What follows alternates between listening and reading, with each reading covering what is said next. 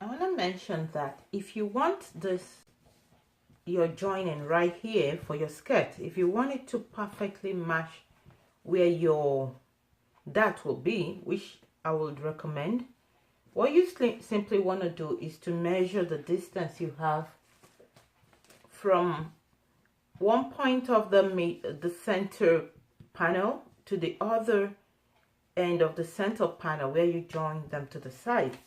So when you measure them to see exactly what you have, you'll now use that to do a dart on the top part of the dress. So when we measure this now, we have 6. Okay, so now to do your dart, you have 6, and this is already folded into 2. Okay, so what you want to do is you want to do 6 divided by 2, which is 3. So you're going to do 3. This way your dart is going to be.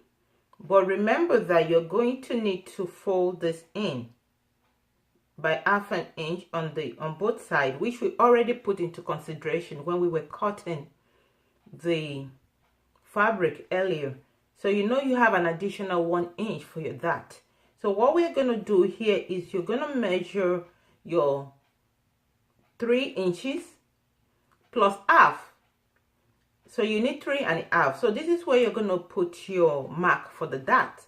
Now we're doing 3½ because when you start to form your dart, you're going to take ½ an inch this way and ½ an inch on the other part.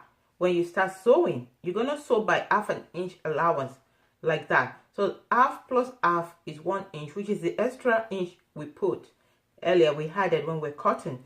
So when you do your notch here, you want to do 3½ Next, we're going to attach this fusible interfacing onto the wrong side of our fabric, of our facing.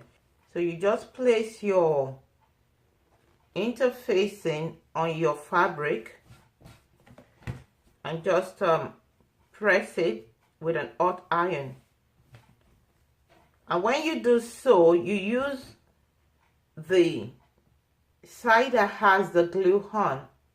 As you can see, there is a glue on one side, which you can feel when you touch it. It's going to be a rough side. The other side is smooth. So the rough side is what faces the wrong side of your fabric. And that is just how you put your fusible interfacing on.